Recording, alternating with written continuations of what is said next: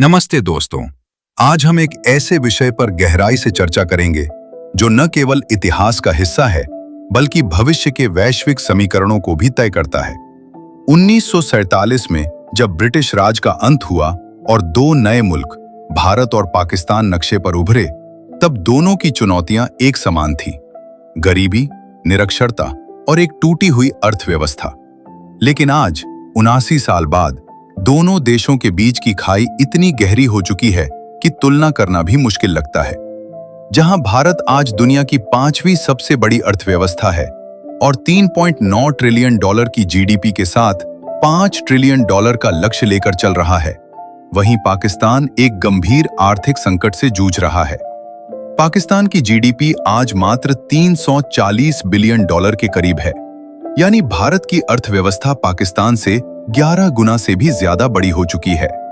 आज के इस वीडियो में हम सिर्फ राजनीतिक आरोप प्रत्यारोप की बात नहीं करेंगे, बल्कि ठोस आंकड़ों, ऐतिहासिक गलतियों और संस्थागत अंतरों का विश्लेषण करेंगे, ताकि समझ सकें कि पाकिस्तान भारत से इतना पीछे क्यों रह गया। किसी भी देश की तरक्की के लिए राजनीतिक स्थिरता पहली शर्त है। भारत में सरकारें आईं और गईं, विचारधाराएं बदलीं, लेकिन व्यवस्था की निरंतरता कभी नहीं टूटी।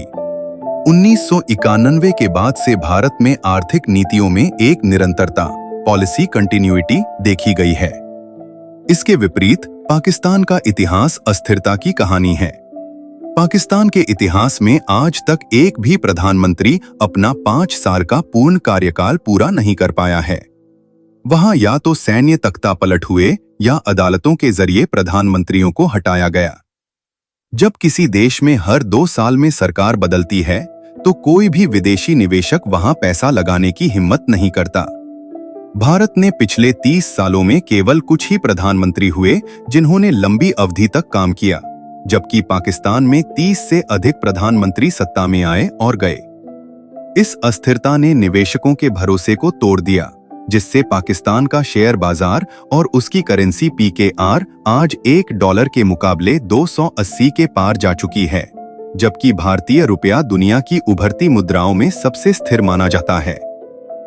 आजादी के शुरुआती दशकों में कहानी कुछ और ही थी। आपको जानकर हैरानी होगी कि 1960 के दशक तक पाकिस्तान की जीडीपी ग्रोथ रेट भारत से बेहतर थी और वहां की प्रति व्यक्ति आय भी अधिक थी। लेकिन अंतर जड़ों में था। भारत ने अपनी शुरुआत से ही मजबूत लोकतांत्रिक संस्थानों के निर्माण पर जोर दिया। पंडित नेहरू के समय में IITs, IIMs और इसरो जैसे संस्थानों की नींव रखी गई, जिसने भविष्य के लिए साइंटिफिक टेम्पर तैयार किया। दूसरी ओर पाकिस्तान में कायदे-आजम जिन्ना की जल्द मृत्यु के बाद नेतृत्व का एक बड़ा शून्य पैदा हो गया। इसका परिणाम यह हुआ कि पाकिस्तान में सेना ने राजनीति में दखल देना शुरू कर दिया। भारत ने अपने संविधान को सर्वोपरि रखा और सत्ता का हस्तांतरण हमेशा शांतिपूर्ण रहा, जबकि पाकिस्तान में संविधान को बार-बार बदला या निलंबित किया गया। यही वह समय था जब भारत ने एक संसदीय लोकतंत्र को सींचा, जबकि पाकिस्तान ने सैन्य तंत्र की राह चुन ली, जिसका खामियाजा वह आज तक भुगत रहा है। 1991 का साल दोनों देशों के इतिहास में एक निर्णायक मोड़ था। जब भारत विदेशी मुद्रा संकट में था, तब भारत ने उदारीकरण, लिबरलाइजेशन का साहसी फैसला लिया और अपनी अर्थव्यवस्था को दुनिया के लिए खोल दिया। इससे भारत में IT सेक्टर की क्रांति आई और आज भारत दुनिया का बैक ऑफिस बन चुका है।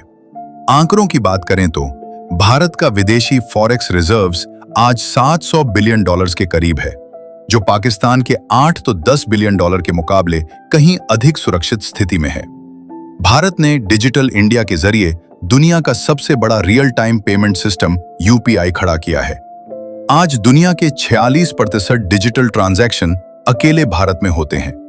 दूसरी तरफ पाकिस्तान अपनी अर्थव्यवस्था को आधुनिक बनाने में विफल रहा। वो आज भी पुराने टेक्सटाइल एक्सपोर्ट और विदेशी मदद पर निर्भर है। पाकिस्तान ने जियोपॉलिटिकल रेंट पर ध्यान दिया, यानी कभी अमेरिका तो कभी चीन से मदद लेकर काम चलाया, जबकि भारत ने आत्मनिर्भर बनकर एप्पल और सैमसंग जैसी ग्लोबल कंपनियों को अपने यहां मैन्युफैक्चरिंग के लिए आकर्षित किया। शिक्षा और मानव विकास में भी भारत ने पाकिस्तान को बहुत पीछे छोड़ दिया है। भारत में साक्षरता दर 77% से अधिक है, जबकि पाकिस्तान में यह 58% पर अटकी है। भारत हर साल 15 लाख से ज्यादा इंजीनियर्स तैयार करता है। यही कारण है कि गूगल और माइक्रोसॉफ्ट के सीईओ भारतीय हैं। इसके अलावा रक्षा बजट की प्राथमिकताएं भी एक बड़ा कारण है। भारत का रक्षा बजट $75 बिलियन है, लेकिन यह उसकी जीडीपी का केवल 2% है, जिससे विकास कार्यों के लिए भरपूर पैसा बचता है। वहीं पाकिस्तान अपनी जीडीपी का एक बड़ा हिस्सा 3-4% रक्षा पर खर्च करता है, क्योंकि उसका विजन भारत केंद्रित है। जहां भारत का इसरो दुनिया के सबसे सस्ते और सफल स्पेस मिशन जैसे चंद्रयान-3 भेज रहा है, वहीं पाकिस्तान अपनी बुनियादी जरूरतों और बिजली के बिलों के लिए आईएमएफ के सामने हाथ फैलाने पर मजबूर है। पाकिस्तान ने अपनी ऊर्जा और संसाधन प्रॉक्सी वॉर में बर्बाद किए, जिससे वह अंतर्राष्ट्रीय स्तर पर अलग थलग पड़ गया। अंत में सवाल यह उठता है कि क्या पाकिस्तान इस खाई को कभी भर पाएगा? इसका जवाब मुश्किल है, क्योंकि अंतर अब सिर्फ आंकड़ों का नहीं, बल्कि दृष्टिकोण का है। भारत ने विज्ञान, शिक्षा और लोकतंत्र को अपना भविष्य माना, जबकि पाकिस्तान अपने अतीत और पड़ोसियों से विवादों में उलझा रहा। अकेले महाराष्ट्र जैसे राज्य की अर्थव्यवस्था आज पूरे पाकिस्तान देश से बड़ी हो चुकी है, जो यह साबित करता है कि सही दिशा और नीति क्या बदलाव ला सकती है। आज का भारत एक ग्लोबल सुपर पावर बनने की राह पर है, जबकि पाकिस्तान के लिए सबसे बड़ी चुनौती अपनी आर्थिक संप्रभुता को बचाए रखना है। यह पूरी दुनिया के लिए एक सबक है कि शांति और विकास ही किसी राष्ट्र को महान बनाते हैं, युद्ध और कट्टरपंथ नहीं।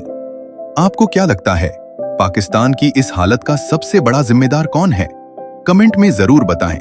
और अगर आपको यह विश्लेषण पसंद आया हो तो वीडियो को लाइक और सब्सक्राइब जरूर करें। धन्यवाद।